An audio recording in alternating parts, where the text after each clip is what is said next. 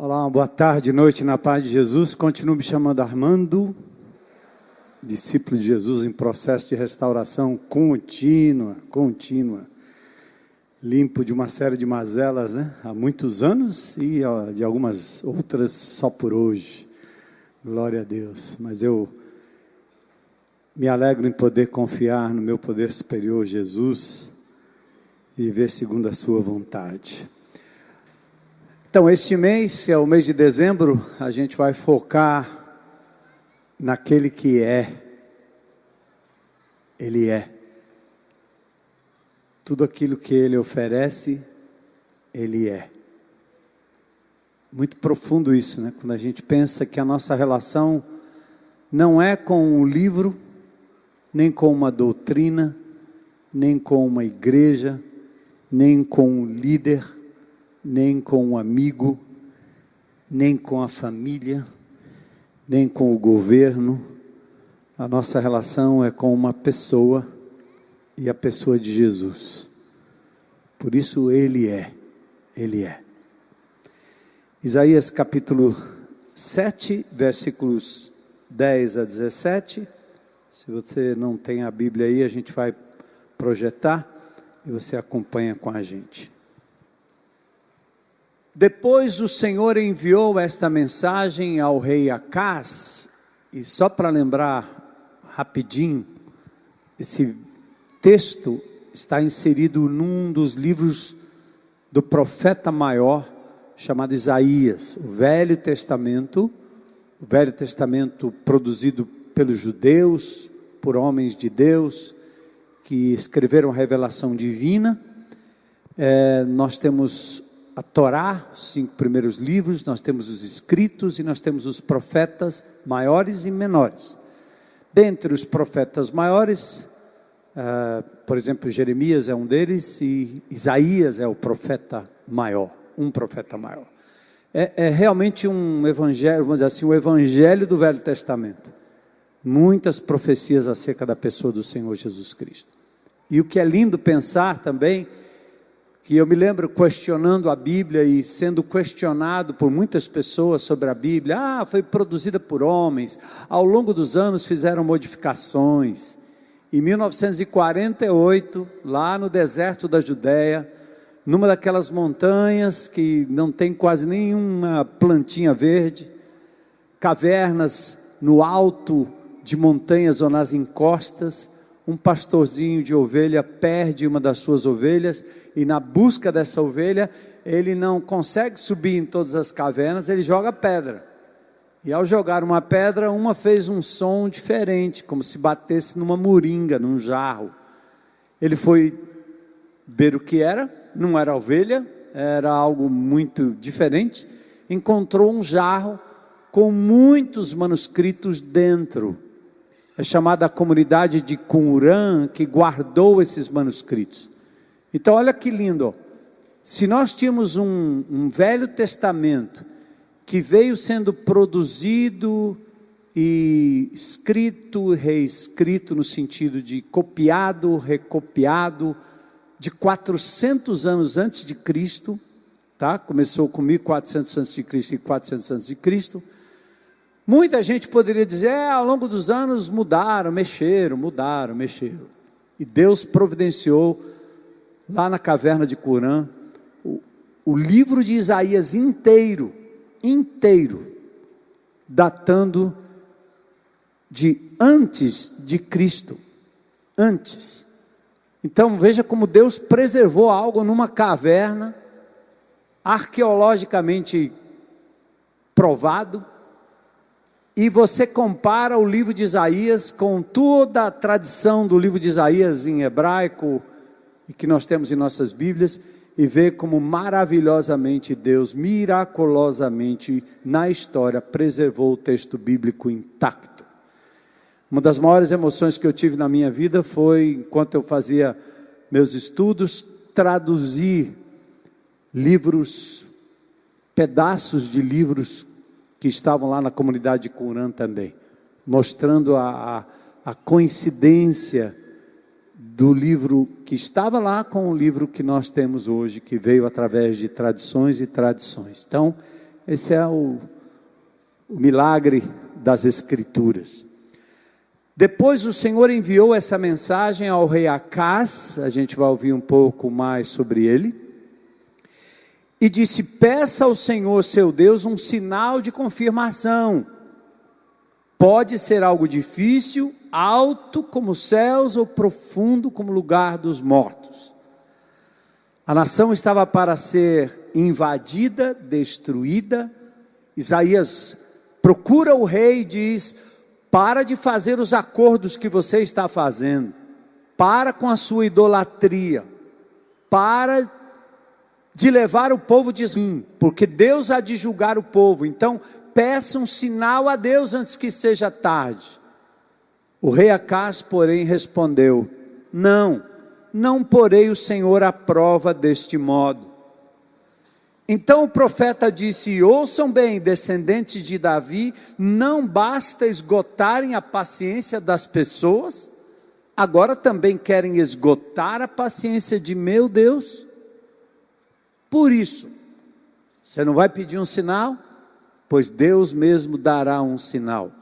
Por isso o Senhor mesmo lhes dará um sinal. Vejam, a virgem ficará grávida. Ela dará à luz um filho e o chamará de Emanuel. Quando essa criança tiver idade suficiente para escolher o bem e rejeitar o mal, comerá coalhada e mel. Pois antes de a criança chegar a essa idade, as terras dos reis que vocês tanto temem ficarão desertas. Então o Senhor trará sobre vocês, sua nação e sua família, coisas como nunca houve desde que Israel se separou de Judá. Trará contra vocês o rei da Síria. Olha o sinal, olha o sinal. O sinal é: eis que a virgem conceberá, a virgem ficará grávida, ela vai dar à luz a um filho, e vai chamar este filho de Emanuel, que quer dizer Deus conosco. Vamos orar. Pai, nós nos submetemos agora por inteiro, a nossa mente, o nosso corpo, nossa atenção, esse povo tão querido, tão lindo, Senhor, povo tão especial, que separa um dia no chamado Domingo do Senhor, Dia do Senhor, para estarem aqui adorando o Senhor, revendo os irmãos, cumprimentando pessoas, e agora, Senhor, pausam e param diante da Tua palavra, palavra revelada pelo Espírito Santo a homens ao longo dos séculos, palavra poderosa que pode trazer vida a quem está morto nos seus delitos e pecados, e palavra que pode transformar nosso caráter, nosso coração, nosso jeito de ser, nosso jeito de viver. E o meu pedido hoje à noite é que o Teu Espírito use a palavra de Deus, abra o nosso entendimento para compreender a palavra de Deus, e que assim Jesus seja glorificado em nós e através de nós, por aquilo que o Senhor vai falar a cada coração, de forma especial. Nós te agradecemos e te louvamos por esse ajuntamento, em nome de Jesus, amém. O dia 25 de novembro, foi o dia internacional da eliminação da violência contra mulheres. E o vereador cearense Ronivaldo Maia, do Partido dos Trabalhadores, e poderia ser de qualquer outro partido, fez um vídeo fazendo uma campanha veemente contra o fim da violência contra as mulheres. 4 dias depois, ele discute com a sua parceira, ela sai do carro e ele joga o carro por cima dela.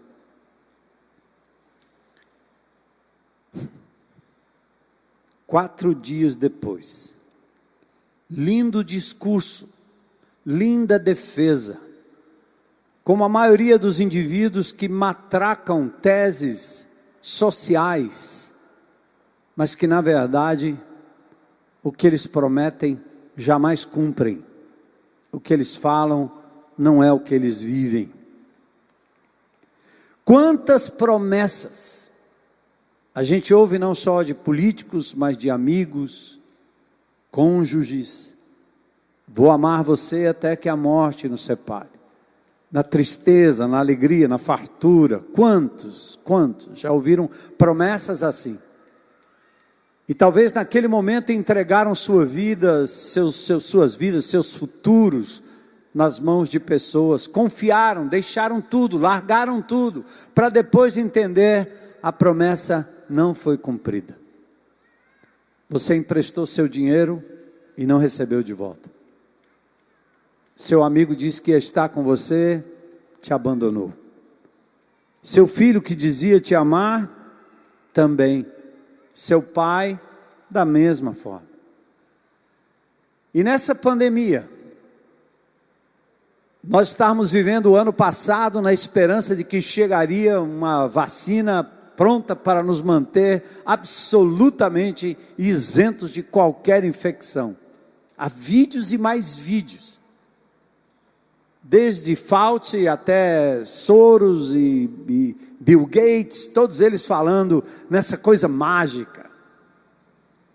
Prometeram, mas não foram capazes de cumprir.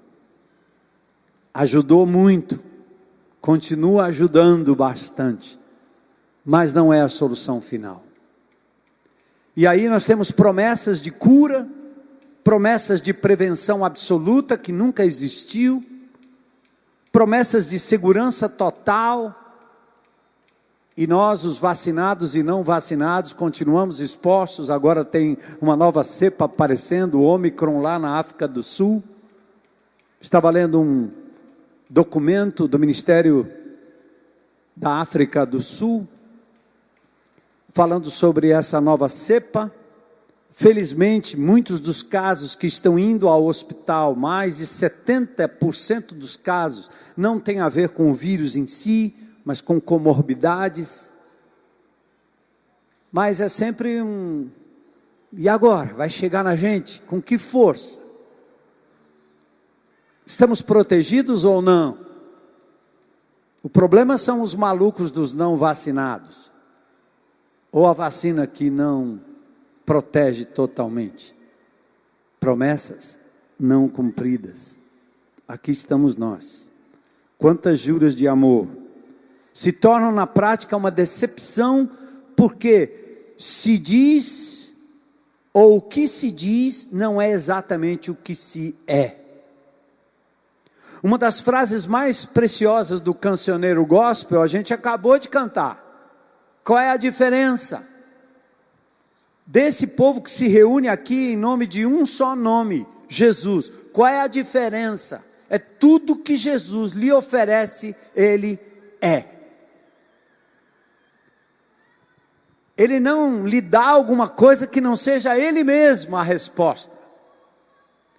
E talvez seja importante para você que está considerando conhecer o Evangelho de Jesus, entregar a sua vida a Jesus. E talvez seja importante para você, como crente em Cristo Jesus, compreender qual é o cerne da sua fé.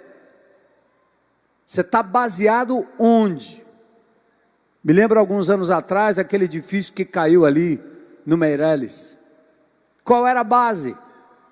A princípio, excelente, mas com o passar dos anos, maresia, ferrugem e de repente desaba. Se você é um crente em igreja, se você é um crente que apenas está ligado ao movimento da vez, a igreja da vez, o pregador da vez, é muito provável que você subsista ao que vem por aí em termos de perseguição final dos tempos, como diz a própria palavra de Deus. Por isso a importância de estarmos arraigados naquilo que é a verdade. E a verdade não é uma tese, não é um livro, não é uma doutrina, não é uma apostila, não é um homem, não é um movimento, é Cristo. O que Ele nos oferece, Ele é. Eu sou, ele diz, o caminho, o único, não é um dos caminhos. Eu sou a verdade, não uma das verdades. Eu sou vida, eu sou o descanso, eu sou a luz, eu sou o pão, água viva, a porta única de entrada, o bom pastor. Tudo que ele lhe diz, tudo que ele promete para você, ele é. Por isso é importante a gente conhecer a palavra de Deus, porque a bula, a receita para uma vida íntegra, uma receita para você se manter incólume, se manter afastado daquilo que o mundo oferece, que arrebenta a sua vida, que acaba com você, é Jesus.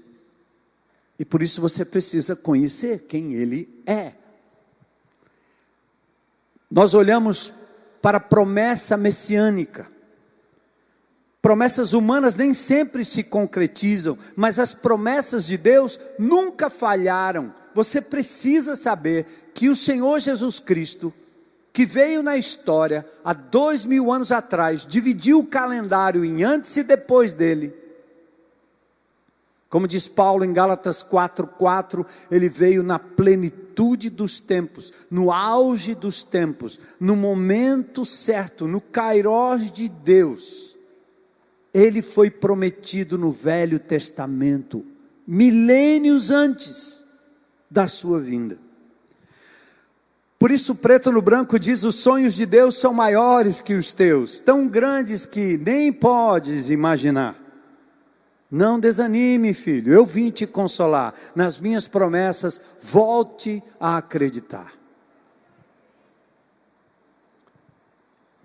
E de novo, é interessante como nós, crentes em Cristo Jesus, quando nos aproximamos da igreja, nos aproximamos de Jesus, porque nós temos um problema para resolver, um problema de finanças, um problema no amor, um problema na escola, um problema no trabalho, um problema, seja de que tipo for, saúde principalmente. A gente obtém de Jesus alguma coisa. Olha, Cristo cura o bandido como cura o justo. Eu já estive várias vezes no corredor do IJF. Se você entrar lá na enfermaria, uma das coisas que você mais vê é bandido baleado, furado. E o cara leva 10, 15 tiros, escapa. Por quê? É o sol que cai na sua cabeça, cai na cabeça do bandido. Então, se aproximar de Jesus para obter um livramento simplesmente de um problema que você tem, é fazer de Jesus uma máquina de refri. É fazer de Jesus uma loteria, que você ora ganha, ora não ganha. Por isso é importante notar o seguinte: nós precisamos muito mais disso, porque o nosso maior problema não é a dor na coluna, não é a dor no joelho, não é a dor na cabeça, o problema não é a falta de dinheiro, não é o desemprego, não é o desamor, não é a traição. O nosso problema é a eternidade sem Deus, é a morte definitiva, é um espírito sem paz, é viver como um indivíduo ansioso pelo amanhã, pelo futuro, brincando de Deus, porque não conhece Jesus, porque não entende a figura de Cristo.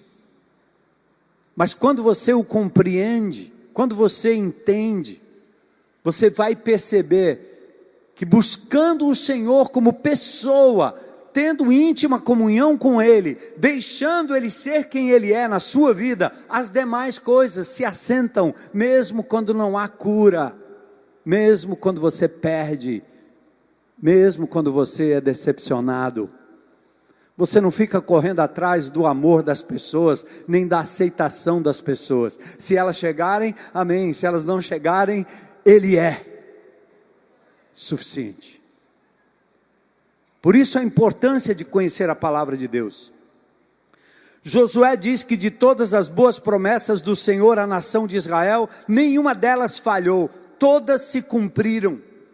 Números 23, 19 diz: Deus não é homem para que minta, nem filho do homem para que se arrependa. Acaso ele fala e deixa de agir? Acaso promete e deixa de cumprir? Não. As promessas de Deus nos foram reveladas nas Escrituras Sagradas. E aqui no Velho Testamento, de Gênesis a Apocalipse, durante 1000 anos, 1 milênio, homens santos de Deus escreveram detalhes sobre a vinda do Messias. Esse Jesus prometido que viria, com detalhes. E muitas das profecias, aliás, muitas das promessas messiânicas estavam dentro da profecia, que vem da palavra profanai, falar antes, antes, antes, fanai, falar, fala antes. A profecia é assim. A profecia confirmava a existência e a soberania de Deus. A profecia era uma antecipação divina que autenticava o mensageiro de Deus. Ele falava e acontecia. Mas em Deuteronômio capítulo 18 diz que o profeta que profetiza e não acontece, ele merece ser apedrejado, porque ele está levando o povo para mentira. Eu acho que hoje está mais escasso, mas eu já vi momentos na vida da igreja em que havia profetas em cada buraco, em cada canto. Pessoas sofisticadas procuravam na favela, num canto bem simplesinho, uma senhorinha que dizia: ela é a profetisa. Profetiza 100 coisas, acerta 10, 20 e você volta para casa na boa.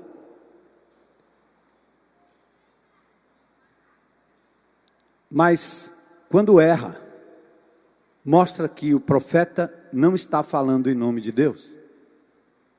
Cuide, não despreze profecias, mas examina todas as coisas e retém aquilo que é bom. Deuteronômio capítulo 18. Quanta gente já deu profetada sobre a minha vida? Algumas que eu entendo e até aceito, e até recebo, e até examino.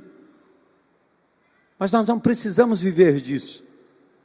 Porque a revelação está aqui, ó, são 66 livros e nós colocamos na prateleira. E a gente corre atrás de um profeta porque é mais simples, para traduzir aquilo que você e eu poderíamos fazer a cada manhã, ouvindo Deus falar, não como revelação. Não tem revelação para crente hoje.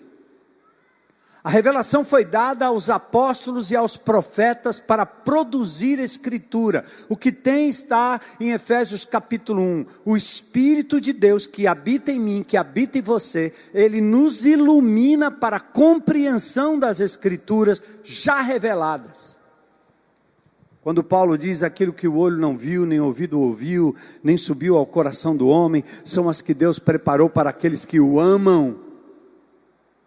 E o apóstolo Paulo no verso 10 diz: mas Deus nolas revelou pelo Espírito. Porque o apóstolo Paulo, ele foi um receptáculo da revelação divina para nos escrever as suas epístolas. Isto é revelação. Ninguém acrescenta a revelação mais. Ninguém pode sair dizendo: Deus me falou e por isso eu vou falar para você o que Deus me falou acerca de você. Sai para lá, mané.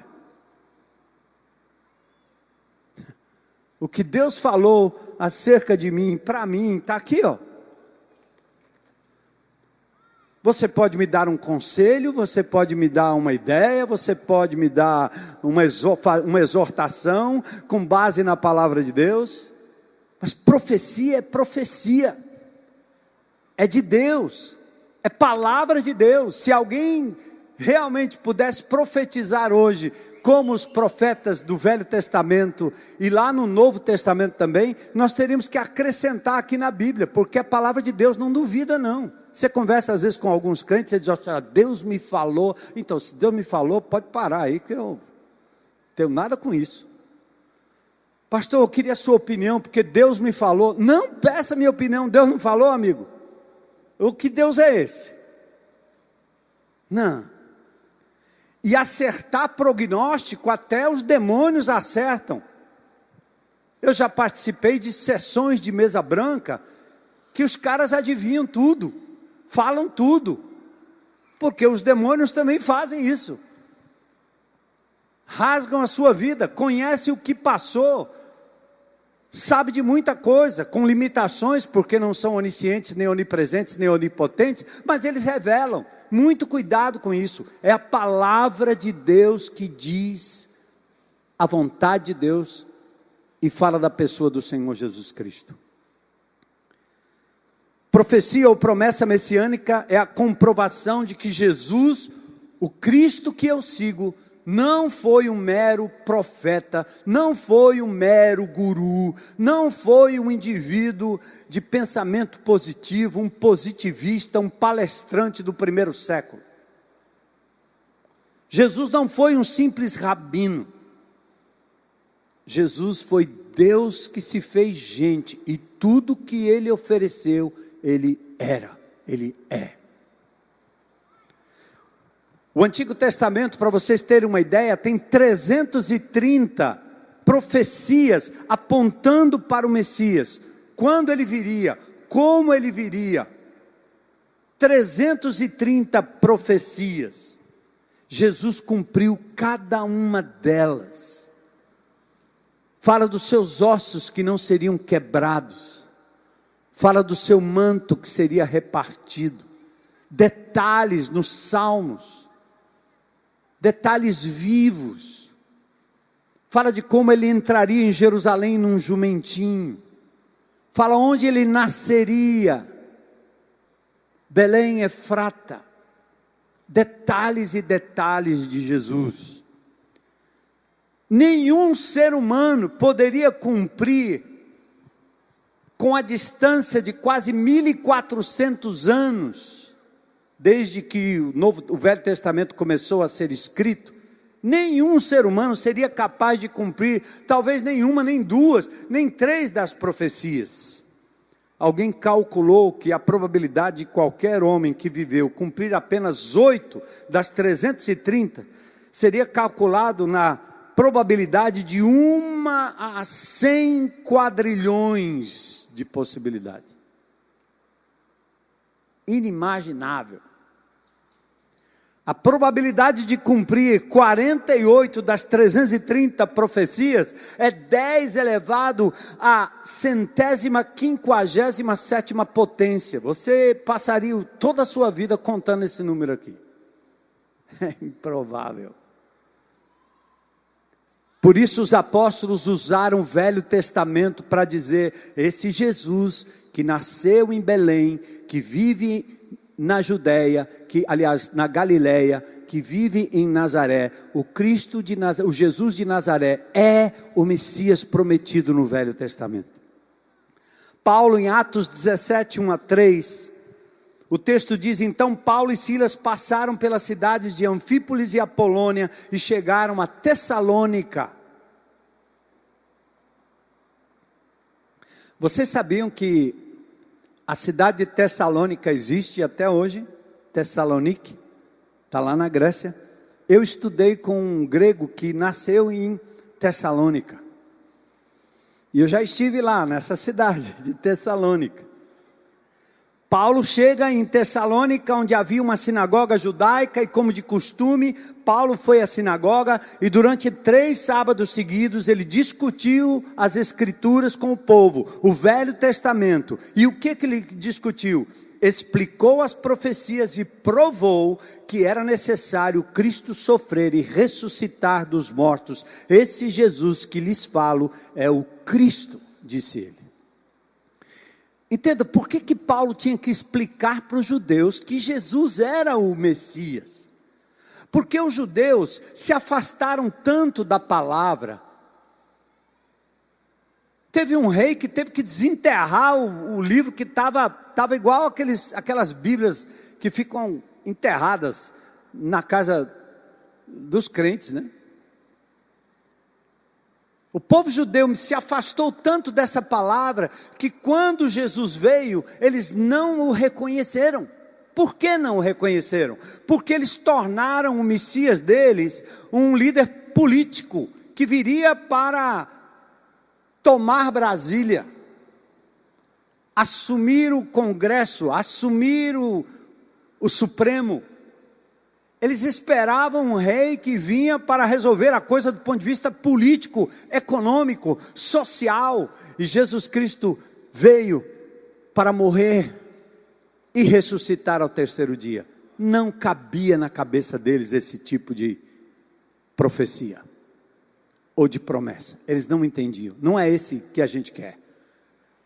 Por isso que Paulo tinha que explicar: vocês passaram por cima de Isaías 53, o servo sofredor. Para com esse triunfalismo, porque quem segue Jesus não vai sofrer ou deixar de sofrer, porque o seu mestre sofreu.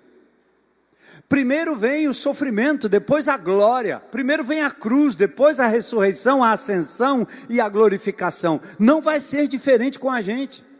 Quer seguir Jesus para ficar numa boa, para a sociedade dizer que você é uma pessoa legal? Tem que seguir outro Cristo. Paulo então explicava. Pedro a mesma coisa, Atos 3,18. Mas Deus assim cumpriu que todos os profetas haviam predito acerca do Cristo. Pedro está dizendo, foi isso que aconteceu. Olha o próprio Jesus. Lucas 24, 25 a 27. Então Jesus lhes disse: como vocês são tolos, como custam a entender o que os profetas registraram, aonde? Nas Escrituras.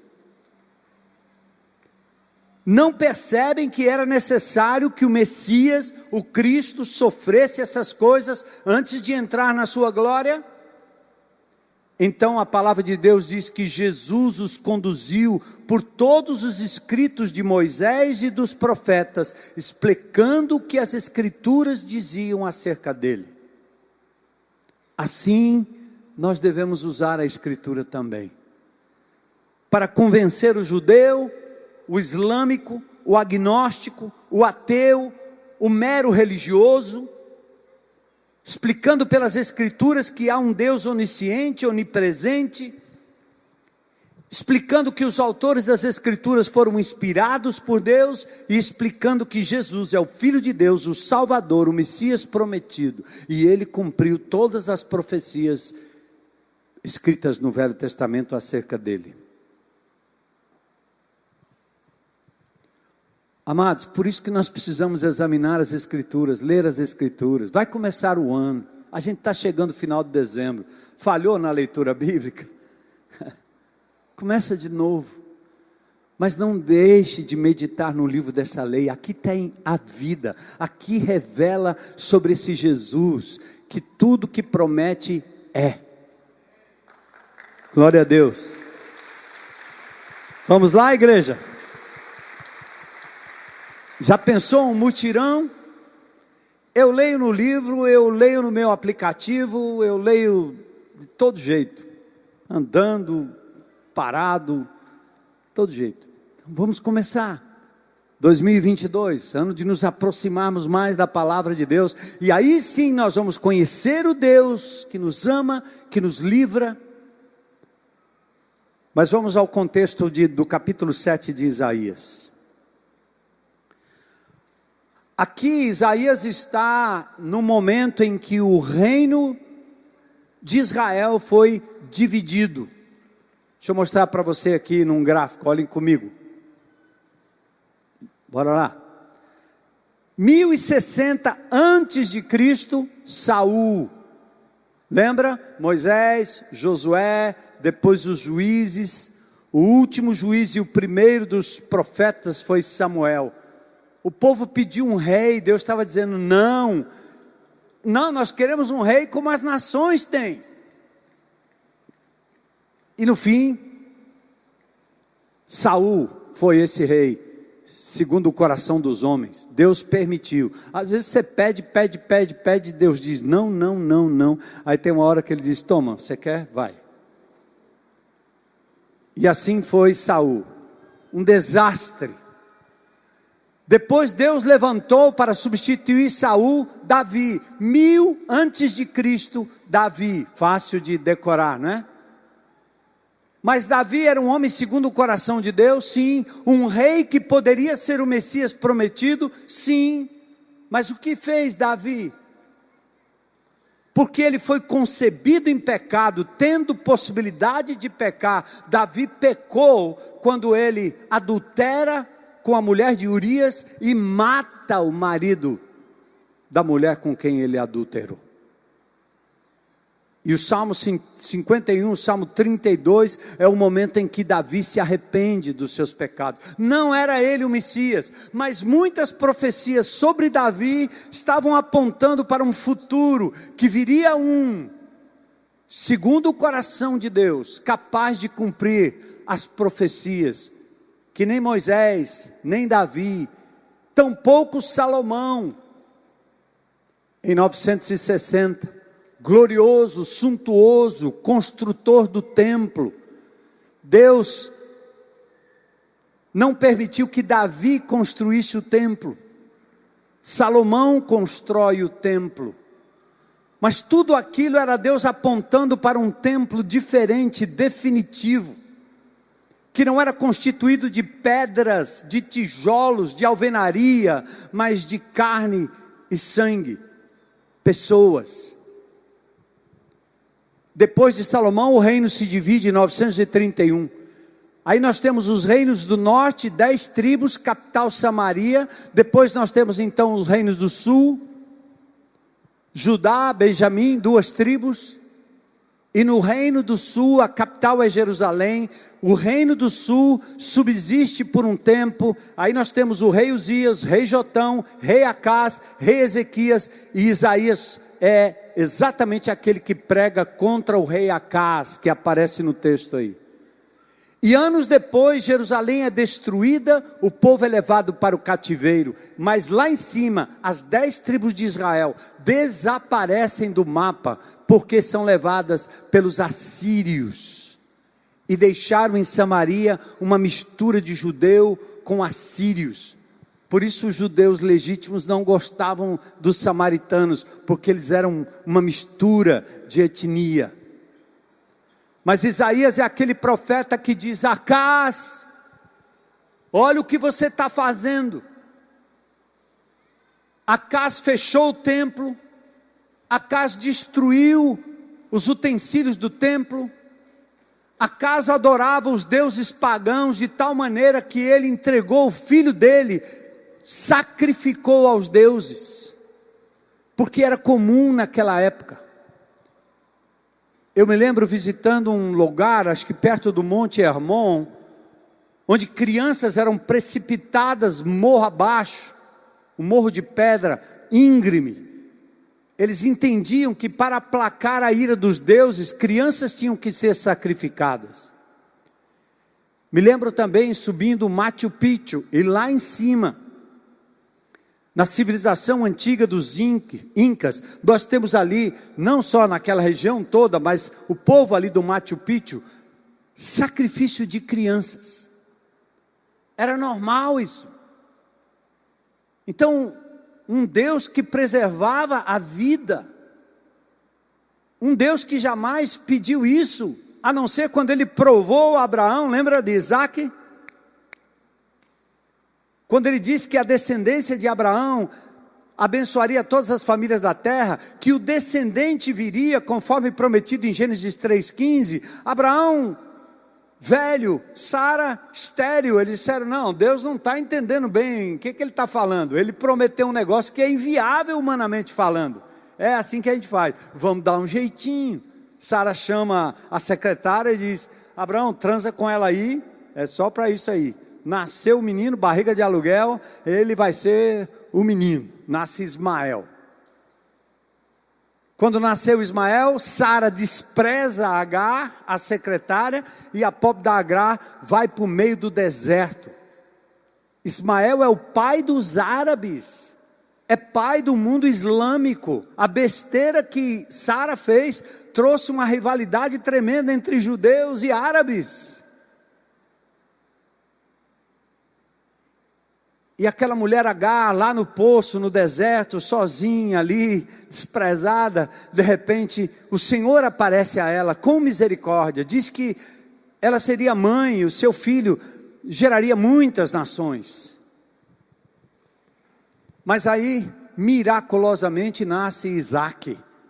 E quando nasceu o filho da promessa de uma mulher estéril que não podia ter filhos, esse era o menino. Deus diz: eu quero seu filho. E Abraão diz: não tô, agora que eu não estou entendendo nada mesmo. Abraão pega o menino e vai imolar o filho. Era natural naquela época sacrificar uma criança aos deuses. E Deus prova a Abraão e diz: pega o que de melhor você tem, pega aquilo que eu estou dizendo que é o fruto da promessa e sacrifica, vai lá. E quando chega na hora H, o velho Abraão, um homem de fé, diz: não é possível isso aqui, mas eu vou fazer. Quando ele levanta o cutelo, o cordeiro é providenciado. Isaque não morre, mas o cordeiro é providenciado. Por que o cordeiro é providenciado? Porque o cordeiro, ele indica a ideia de que Jesus, que viria, seria o cordeiro de Deus que tira o pecado do mundo. É a morte substitutiva, substituiu. Mas Isaque também não foi o Messias prometido. Então Acaz era aquele homem, aquele rei, que fazia negociata com todo mundo, que estava preocupado com a invasão, que queria ser politicamente correto, abandonando a palavra de Deus. Isaías então o confronta, profetiza contra Israel e contra Judá. E aí vem a promessa: Deus vai visitar o seu povo. Deus vai visitar na forma de uma criança nascida de uma virgem. E aí vem o nome dele, Emanuel. Emanuel. Deus conosco. Olha o texto. Ele é Emanuel. Cadê? Tem aí o texto de 7,14. Depois o Senhor enviou esta mensagem ao rei Acaz: peça ao Senhor seu Deus um sinal. Não, isso aí é o verso 10, o verso 11. Mas acho que antes nós tínhamos aí o texto de 7,14. Mas vamos chegar lá já já, bora lá. Versículos 10 a 13, vamos lá. Depois o Senhor enviou essa mensagem ao rei Acaz: peça um sinal de confirmação. Mas Acaz, teimoso, clima de medo, ele diz: não. Verso 12, o rei Acaz, porém, respondeu: não vou colocar o Senhor à prova. E Acaz parecia ter uma resposta espiritual para uma oferta do profeta: põe Deus à prova, peça um sinal. Porque você é tão incrédulo, você é tão promíscuo espiritualmente, que Deus precisa fazer cair um raio para você entender. Então peça um sinal, do maior lá nos céus ao mais profundo do mar. Peça qualquer coisa. Aí o que Acaz faz? Ele dá uma de espiritual. Ele diz: não porei o Senhor à prova desse modo. Ele parecia espiritual, mas na verdade ele não queria crer na palavra dos profetas. Sabe por quê? Porque lidar com Deus ia exigir julgamento, mas antes do julgamento, arrependimento. Acaz sabia que no momento que ele fizesse alguma coisa diante de Deus, ele teria que se arrepender do que ele estava fazendo contra Deus. Sabe quando você peca, erra, e se faz de espiritual para passar por cima do pecado? Amanhã à noite tem CR aqui nessa propriedade. Uma das coisas que nós aprendemos no Celebrando a Restauração é sair da negação. Confessa, amigo, diz logo tudo, fala tudo, não esconde não, não enrola não, não justifica não. Deus usa o profeta para abordar a casa e dizer: a nação vai ser destruída, amigo. Peça um sinal. Não, eu não quero tentar o Senhor Deus. Eu me lembro quando eu me converti lá em Tucuruvi, Heloísa me levou para a igreja, e logo eu, jovenzinho, conheci os diáconos da igreja. Tinha um diácono lá que depois eu conheci a família do diácono. Eu conheci a mulher do diácono, os filhos do diácono. Eu disse, misericórdia. Esse homem que tem uma voz impostada, que conhece a Bíblia, que prega a palavra de Deus e que fala na escola bíblica dominical como um professor tão lindo, tão bonito, a vida dele na casa dele, a mulher dele, os filhos dele, não tem nada a ver com isso aí. Então você esconde um pecado usando a palavra de Deus? Acas fez isso. Enfeita. Como Saul, lembra? Quem oferece sacrifício é sacerdote. Não, mas ele não chegou e eu vi aqui, então eu peguei e tal. Não é para o Senhor? Então Acas não queria dar o sinal, mas o fato é, ele não queria ser confrontado. Então o profeta disse, ouçam bem, descendentes, verso 13, vocês não bastam esgotar a paciência das pessoas, agora querem esgotar a paciência de Deus? A misericórdia dele tem um limite aí. Isaías foi duro com Acas. Pois embora parecesse espiritual, ele estava provocando a paciência divina, querendo resolver com suas parcerias ao invés de confiar no milagre do sinal divino. E aí vem o verso 14, Deus decide dar o sinal, pronto. A recusa de Acas não impediu o sinal de Deus, e ele mandou uma criança nascida de uma virgem, cujo nome seria Emanuel. O sinal apontaria para o nascimento do Messias séculos depois.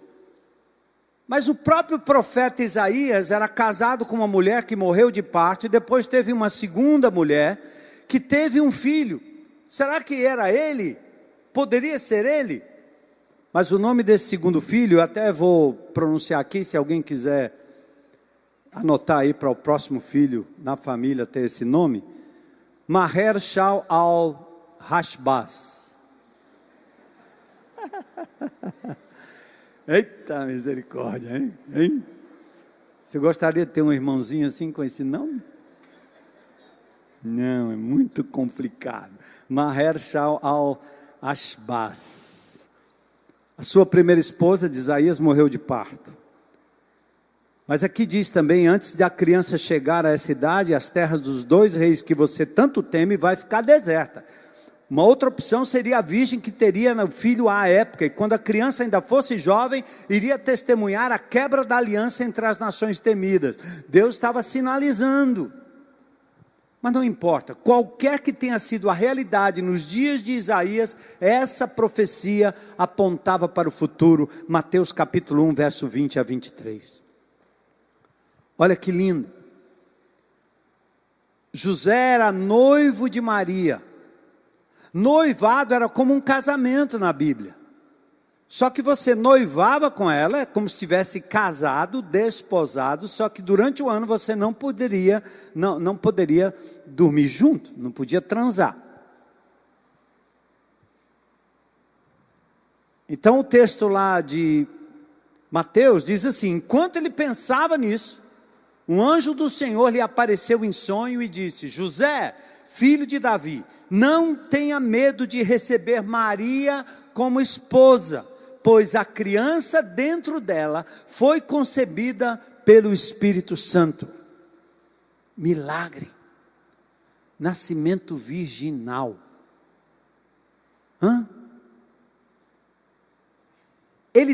Ela terá um filho e você lhe dará o nome de Jesus, pois ele salvará o seu povo dos seus pecados. Tudo isso aconteceu para cumprir o que o Senhor tinha dito por meio do profeta. Vejam, a virgem ficará grávida, ela dará à luz um filho, e o chamarão de Emanuel, que significa Deus conosco.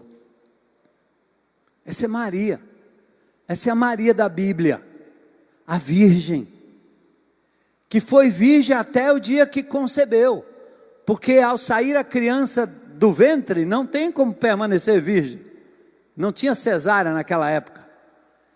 E Maria teve outros filhos. Jesus tinha irmãos. Tiago é um dos irmãos de Jesus.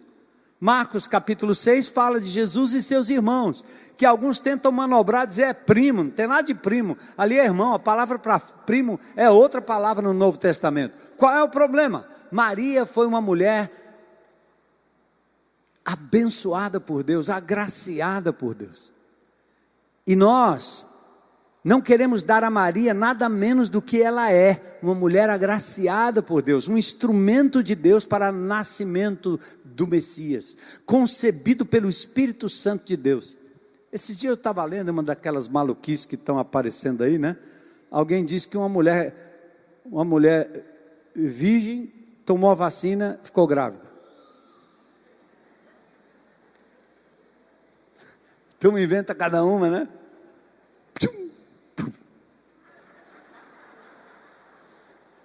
Cada história. Mas eu não posso duvidar do poder de Deus que pega uma sementinha bem pequenininha e faz nascer uma árvore grande. Eu não posso duvidar do poder de Deus que pega um sêmen, um esperma e faz nascer algo grande como você. Eu não posso duvidar do Espírito Santo de Deus que dá vida a tudo que tem fôlego, a tudo que não tem fôlego também. Então Maria foi um instrumento de Deus para o nascimento daquele que não poderia nascer de uma relação entre homem e mulher. Por que não? O Elton nos explicou, o doutor Elton nos explicou muito bem na Ramar Teologia, falando sobre o pecado. Adão pecou, Eva pecou, ambos pecaram, e hereditariamente todos que nasceram de Eva e Adão pecaram também. Você pode dizer assim, eu não tenho nada com minha mãe, não tenho nada com meu pai. Tem sim. Se eles não tivessem se juntado, você não teria nascido. E você carrega marcas da sua mamãe e do seu papai. Eu tenho muito do meu pai, só que ele era baixinho. Então eu peguei um pouco da minha mãe e um pouco do meu pai. Sergipano, arretado. Marcas que a gente recebe. Então, se o salário do pecado é a morte, a partir do momento que o homem peca, a morte é uma realidade para todos os seres humanos. Está aí o cemitério para provar. Todos nós morremos, por que morremos? Morremos porque pecamos. Mas eu não tenho nada com o pecado de Adão, mas você peca. O bichinho pequenininho, bem pequenininho, você diz assim, pega isso aqui, nenê. Ele diz, não. Você diz para a menininha bem pequenininha, bilu, bilu, menininha. Não pegue isso aqui. Ela vai e pega. Eu sempre contei aqui uma história, né? Minha filha hoje está morando longe fora. Mas, rapaz, você virava os olhos, ela estava comendo terra, pedra, tudo. Às vezes fazia pipi assim ao redor. Aí, eu sempre ilustro isso como Deus olha para a gente. Deus olha para a gente, Ele não fica tão chateado com o erro que você comete. Ele fica chateado como é que você escolhe pipi ao invés de uma água boa. Por que você escolhe coisas menores quando Deus tem um melhor? Por que você escolhe migalhas quando Ele tem um banquete? Eu acho que a coisa pior no coração de Deus é a frustração. Como é a frustração de uma mãe, de um pai, que olha para um menino e diz, por que você escolheu esse caminho, meu filho? Por que a droga? Tem tanta coisa boa na vida para você curtir.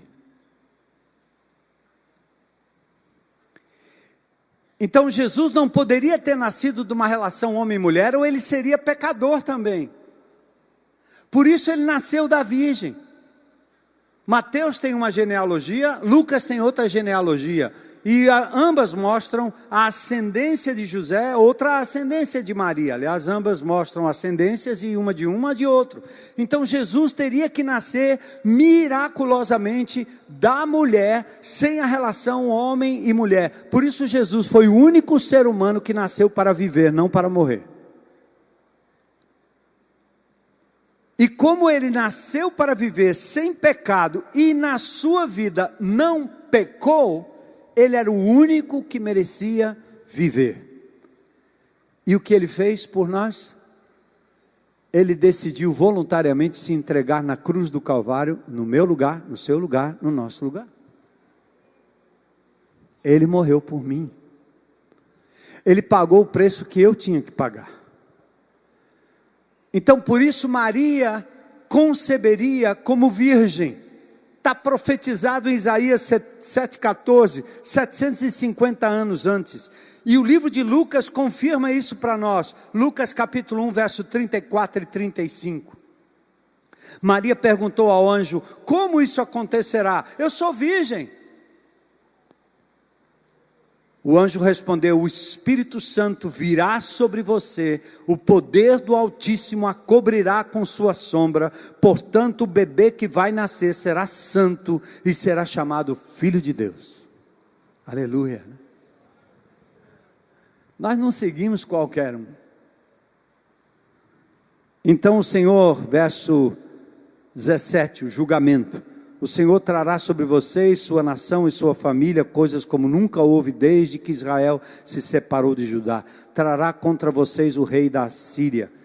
Isaías profetizou que o rei da Síria acabaria sendo usado por Deus para julgar Judá. Embora a Síria não tivesse capturado as tribos do sul, Judá, e sim os babilônicos, mas eles sofreram nas mãos dos assírios. E eu não quero ter o comportamento de Acaz na minha vida, antes de se arrepender. Eu preciso considerar que Deus está me dando oportunidade para dizer: muda, muda, muda. A profecia então prometia a presença de Deus no presente e no futuro. O Senhor amava tanto o seu povo que Ele queria lembrá-los de que Ele estaria com eles. Ele decidiu dar-lhes um sinal como forma de mostrar que Deus estava no controle. Toda a Escritura nos dá essa visão geral de que Deus nos assegura que vai estar conosco todos os dias até a consumação dos séculos. Jesus é o que Ele promete. Ele é Deus comigo, Deus com você, Deus conosco. Gente, isso muda tudo. Ele prometeu estar com você no vale da sombra da morte. Ele não prometeu te livrar do vale da sombra da morte. Ele prometeu estar com você na perda, na dor, na maca, no respirador, no entubamento. Ele prometeu estar com você.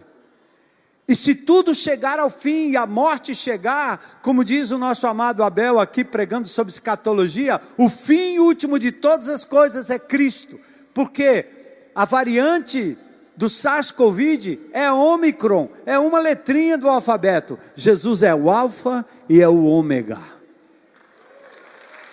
Alfa e ômega.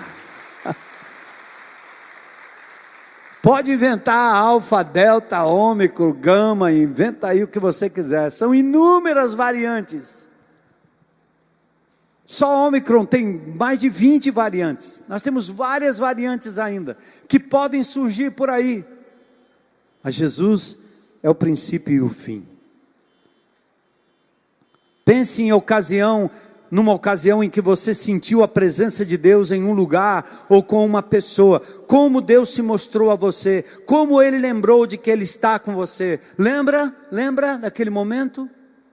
A profecia anunciou o milagre do nascimento virginal e a encarnação de Cristo. Pode entrar, pessoal, do louvor. Emanuel. Em-nu-el. Palavra El, né? El Shaddai, Elohim.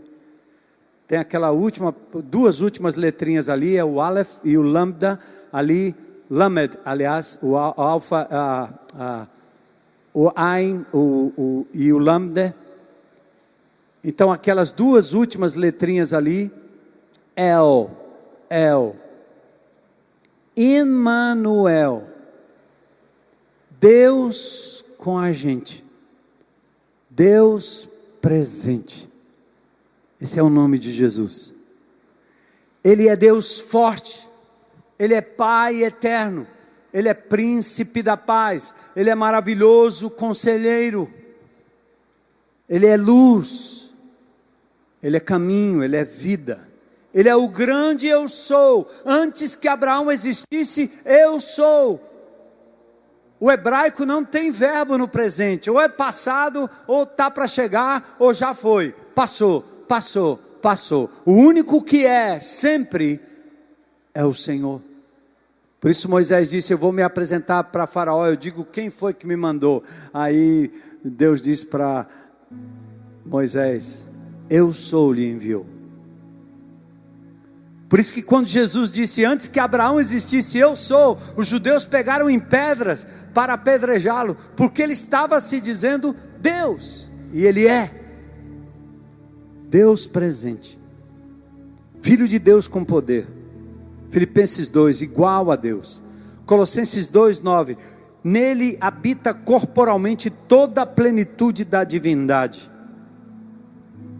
Ele é Deus conosco, e Ele diz: eis que estou convosco todos os dias, até a consumação dos séculos.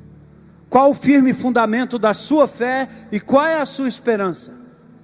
Se a tribulação chegar, se as coisas apertarem, onde você está baseando a sua fé? Corra de tudo, mas não corra de Deus. Deus é presente, conhece as fragilidades humanas, porque Ele foi humano. Deus é histórico, Deus é real. Jesus é histórico, Jesus é real. E o que Ele oferece, Ele é.